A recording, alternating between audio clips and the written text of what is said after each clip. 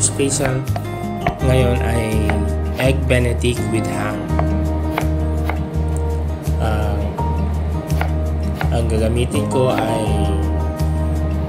pagpatungan ko ng Egg Benedict with ham ay potato, deep fried potato. Slice ako ng potato. Ang pagkatapos ko nito, ma-slice ay magpakulo ako ng tubig at iboboil ko itong potato para sa gagamitin ko sa Egg Benedict with ham.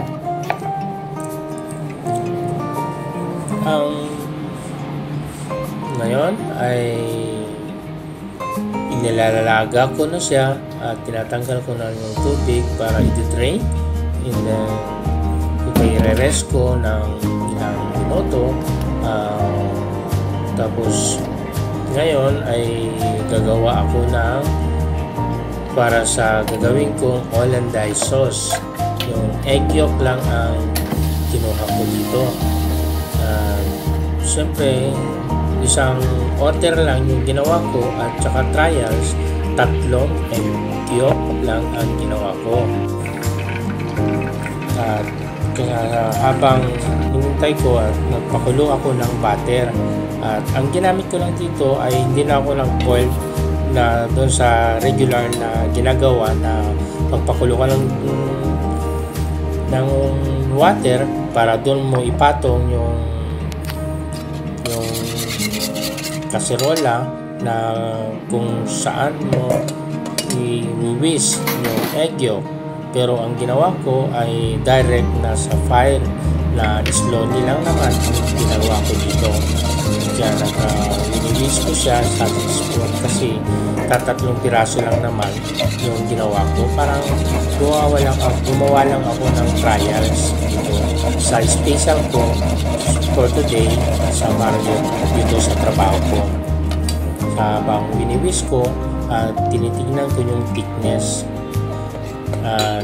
tinanggal ko siya, tapos inano ko sa towel para hindi magulo kasi nag-iisa lang kasi ako dito na gumagawa ng special, at saka yung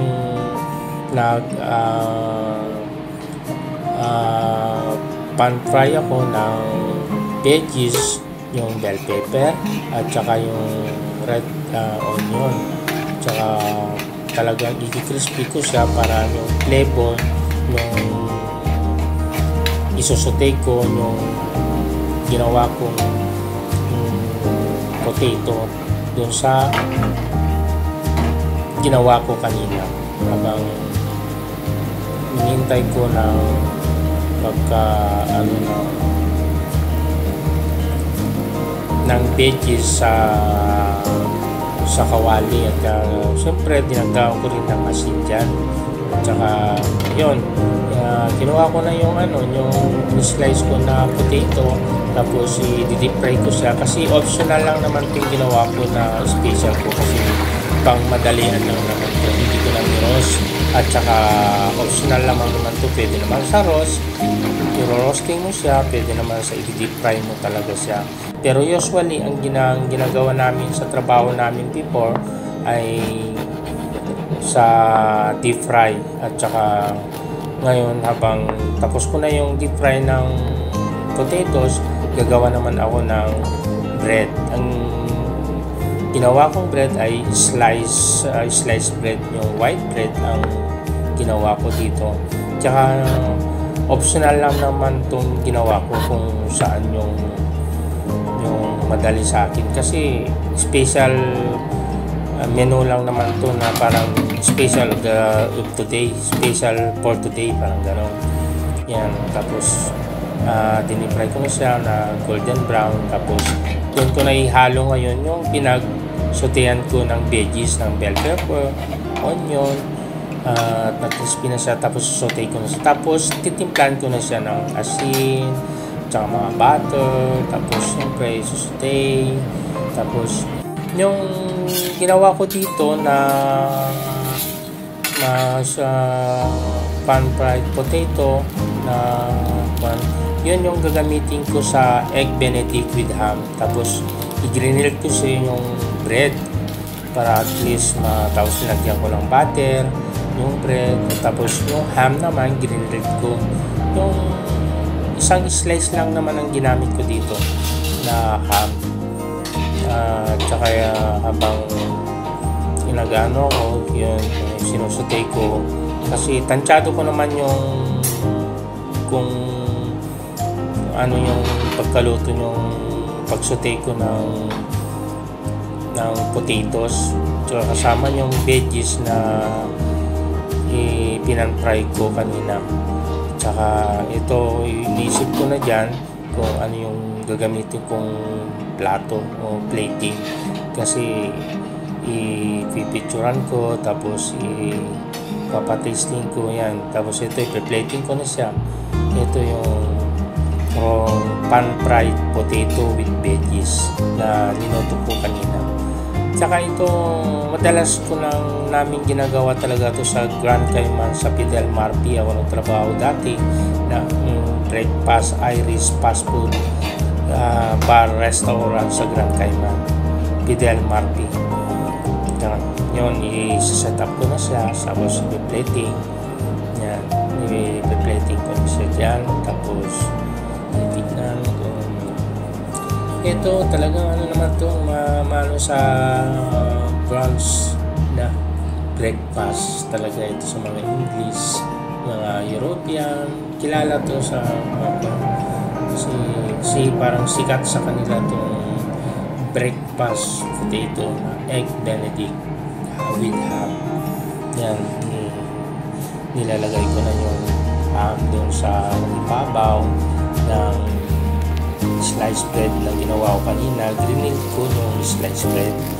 At saka ito yung gagawa ko ito yung Pond's egg na gagawa tayo ng Pond's egg sa kumulong tubig. Itong pinapakuluan ko dito nilagyan ko ng suka at saka asin, kasi yung purpose kasi ng suka daw ay parang pang ano lang, para hindi magka-break. Natural lang sa pag magluto ka ng Pond's egg, talagang lalagyan mo talaga ng suka. Kasi ano lang naman kasi ito, parang trials, testing. Inaano ko lang na step by step kung papaano yung procedure yung ginawa kong special na egg benedict with ham for today ng Curacao dito sa Marriott, yung special for today na ginawa ko. Saka para at least ma-remind ko din yung mga ginagawa ko dati, kasi minsan nakakalimutan na, tsaka minsan nabibigla na lang ako na sabihin sa akin, gawa ka ng special for today. Yan, parang walang kasiguraduhan na yung gagawin ko ba, kasi parang nakakalimutan ko. Pero pag naumpisan ko na, minsan yung special na gagawin ko, yan, dire-diretso na yan, parang nare-recall ko ulit yung paano yung ginagawa ko dati sa special na, kasi madalas naman talagang ginagawa ko dati before to nung nasa Grand Cayman. Yan yung Hollandaise na ginawa ko. Pinatong ko dun sa Pond's egg, tsaka yung gang rani siya, tapos yan, tapos na siya. Tapos ito yung kinalabasan na yun, yung egg benedict with ham. Tapos ginagawa ko siya, tapos yung mga kwan nito, tsaka dill, tapos lagyan ko din ng dill para maganda naman tingnan, parang presentable sa pag-inituran na siya. Tapos tsaka nakakatuwa din kung minsan pag gumagawa ng special, pero minsan natataranta ako pag may nanonood kasi sa akin na gumagawa ng special, parang pero pag mag-isa lang talaga ako gumagawa ng special, talagang nakapokus talaga ako na walang magugulo, kasi alam ko yung gagawin ko yung, pero pag yung may kasama kasi may nakikialam, parang ang hirap pag gumawa ng special pag may dami nagsasalita dyan sa likod mo, ito, ganito, ganyan. Parang nakakawala ng gana, focus mo na paggawa ng special. Kaya dito, sa awan ng Diyos, nag-isa ako dito tuwing umaga, ang pasok ko. Kaya nagtatry din ako ng gumagawa ng special. Yan, ito parang optional naman to, yung breakfast egg benedict na may side niya, yung bacon. Tsaka yun din, ganun pa rin yung kanya, pero optional lang naman kasi yung may bacon with sides, American bacon, ganun. Tsaka yung egg benedict, pwede mo rin tapingans ng ng for option yung American bacon, yung bacon, tatantarin mo, parang mo lang siya. Yan, yung parang option. Iba naman pwede ito. Pero egg benedict with ham pa rin.